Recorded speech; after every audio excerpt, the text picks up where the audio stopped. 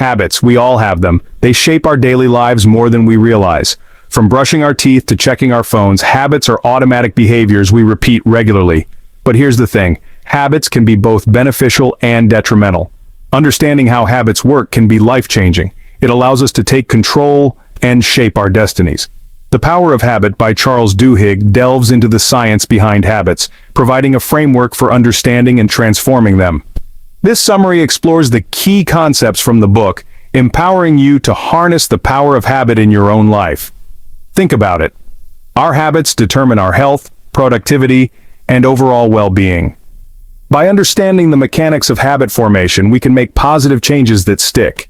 It's about breaking free from autopilot and consciously designing a life we desire. At the core of Duhigg's book lies the habit loop, a simple but powerful three-step process: cue, routine, reward. This loop is the foundation of every habit we develop. Let's break down each component. First, there's the cue, a trigger that initiates the habit. It could be a specific time of day, a location, an emotional state, or even the presence of certain people. The cue signals our brain to go into automatic mode and perform the associated routine. Next comes the routine, which is the actual behavior or action we perform. This could be anything from biting our nails to going for a run.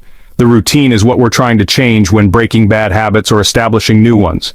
Finally, we have the reward. This is the positive outcome or feeling we get from performing the routine.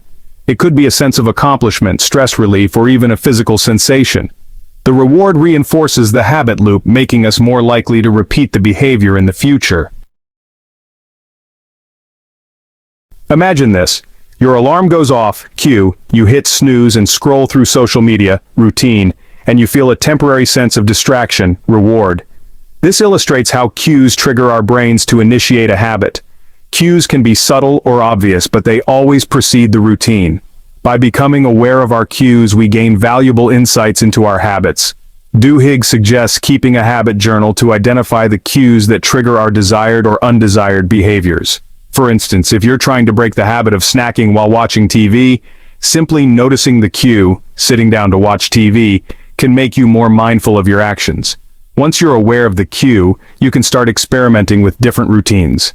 Remember, cues are powerful because they operate on an unconscious level.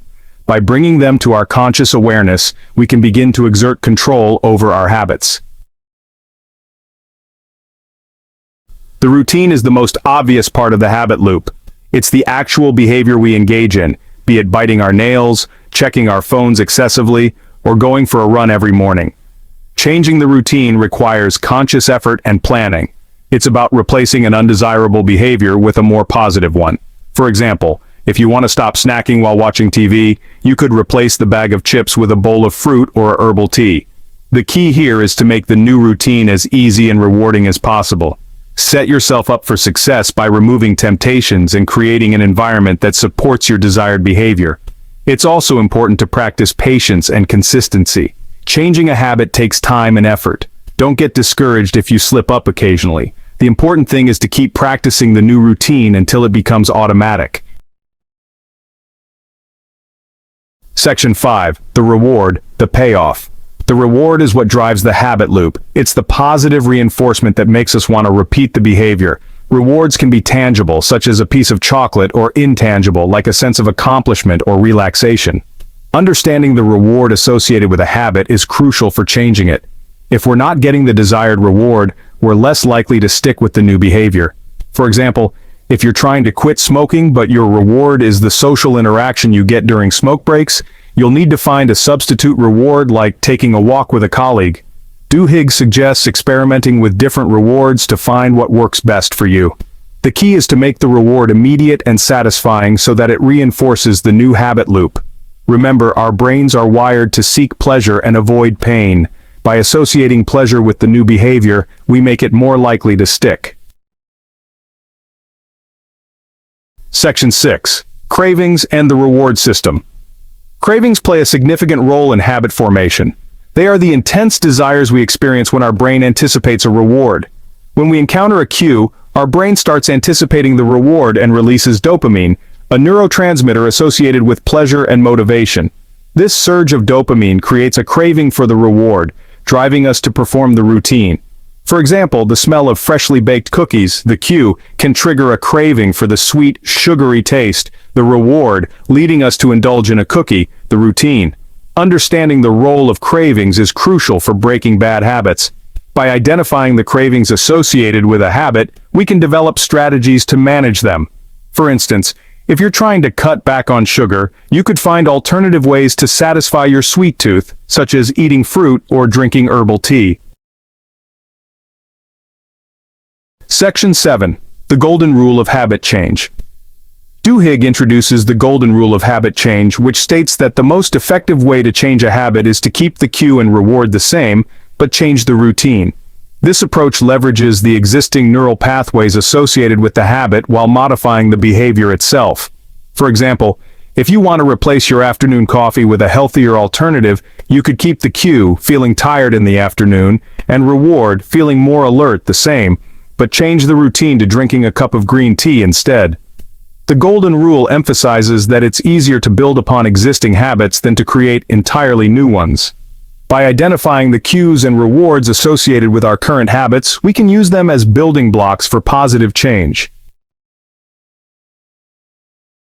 Section 8. Keystone Habits. Small changes, big impact. Keystone habits are habits that have a ripple effect, influencing other areas of our lives. These habits are often small but significant, creating a cascade of positive changes. Duhigg highlights exercise as a classic example of a keystone habit. When people start exercising regularly, they often experience improvements in other areas of their lives, such as diet, sleep, productivity, and overall well-being. This is because exercise not only improves physical health but also boosts self-esteem and willpower, spilling over into other aspects of life. Identifying and cultivating keystone habits is crucial for long-term transformation. By focusing on these small but impactful changes, we can unlock a chain reaction of positive outcomes. Section 9. The Power of Belief and Social Influence. Belief plays a powerful role in habit change. Duhigg emphasizes that believing in our ability to change is essential for success.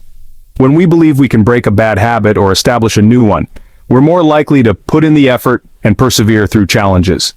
Social support also plays a significant role. Surrounding ourselves with supportive people who encourage and hold us accountable can make a world of difference. Joining a group, finding an accountability partner, or seeking guidance from a coach or mentor can provide the encouragement and support needed to stay on track. Section 10. Real-world applications of habit formation.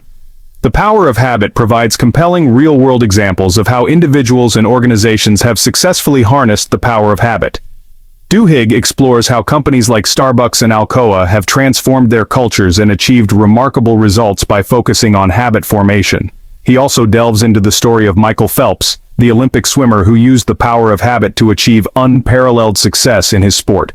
Phelps and his coach developed a series of routines and rituals that helped him stay focused and perform at his best, even under immense pressure.